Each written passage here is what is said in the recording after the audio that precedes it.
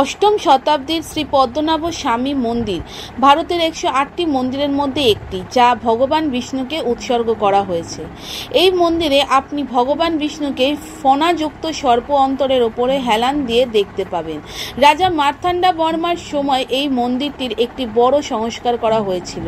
ধর্মপ্রাণ রাজা মার্তান্ডা বর্মা মন্দির এবং রাজ্যের লোকদের দেখাশোনার দায়িত্ব নিজের এবং রাজ পরিবারের ওপর নিয়েছিলেন।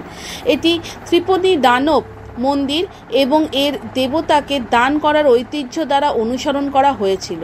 ত্রাভাঙ্কোরের শেষ মহারাজা শ্রী পদ্মনাভ দাসা শ্রী চিথিরা থিরুনাল বালা রামা বর্মা 1965 সালে ধর্মীয় অর্ঘ্য ও দান চালিয়ে যাওয়ার জন্য শ্রী পদ্মনাভ স্বামী মন্দির ট্রাস্ট গঠন করেছিলেন।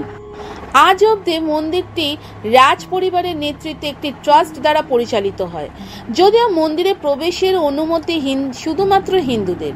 2011 সালে জুনে মন্দিরের ব্যবস্থাপনায় স্বচ্ছতা এবং মন্দির কমপ্লেক্সের পরবর্তী তদন্তের জন্য আদালতে দায়ের করা একটি আবেদনে ফলস্বরূপ পদ্মনাভ স্বামী মন্দিরের ভিতরে 6টি ভূগর্ভস্থ ভল্ট পাওয়া গেছে।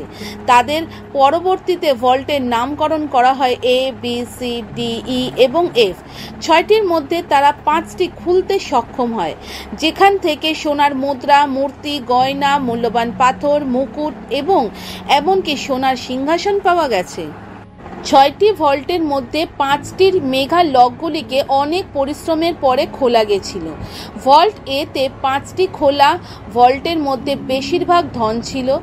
যখন সমস্ত সোনা এবং অন্যান্য মূল্যবান জিনিসগুলি একত্রিত করা হয়েছিল, তখন তা বিশাল পরিমাণ হয়েছিল। 4 ফুট উঁচু ও 3 ফুট চওড়া খাঁটি সোনার মহাবিষ্ণুর মূর্তি, হিরে এবং মূল্যবান পাথর দিয়ে খচিত, একটি সোনার সিংহাসন, একটি 18 ফুট দেবতার মূর্তি, হাজার হাজার খাঁটি সোনার চেন, যার একটি ছিল 18 ফুট লম্বা, রোমান সাম্রাজ্য এবং মধ্যযুগে স্বর্ণমুদ্রায় পূর্ণ বস্তা। সম্পদের সঠিক মূল্যায়ন এবং ব্যবস্থাপনার পরিবর্তের জন্য ভারতের সুপ্রিম কোর্টে একটি জনস্বার্থ পিটিশন দাখিল করা হয়েছিল। 2020 সালে রাজ পরিবার যুদ্ধে জয়লাভ করে এবং মন্দিরের পরিচালনার সঙ্গে জড়িত সব কিছুরই দেখভালের দায়িত্ব এবং কর্তৃত্ব বজায় রাখে।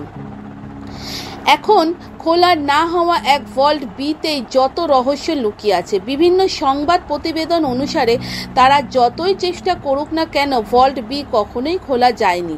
সর্বোপরি এটি বিশ্বাস করা হয় যে ভল্ট বি কিছু অতি প্রাকৃত শক্তি দ্বারা সুরক্ষিত রয়েছে।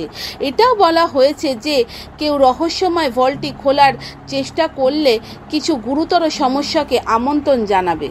এই গল্পগুলি কোথা থেকে এসেছে তা কেউ জানে না, তবে এটিও বিশ্বাস করা হয় যে ভল্ট বির দরজার পিছনে যা কিছু আছে তা বিষাক্ত সাপ, ভ্যাম্পায়ার এবং অতি প্রাকৃত শক্তি দ্বারা সুরক্ষিত। যেহেতু এটি অজানা জিনিস, তাই বিচিত্র এবং সৃজনশীল নানা গল্প এই ভল্ট বিকে ঘিরেই গড়ে উঠেছে। রহস্যময় বি সম্পর্কে এমন একটি সৃজনশীল গল্প হলো যে কোনোভাবেই রহস্যময় ভল্টটি আরব সাগরের দিকে খোলে।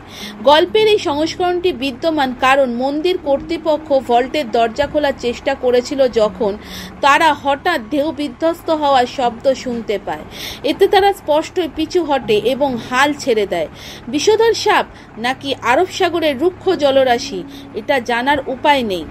আমরা এখন যা জানি তা হলো মন্দিরের ধন যেখানে কয়েক হাজার বছর ধরে রয়েছে।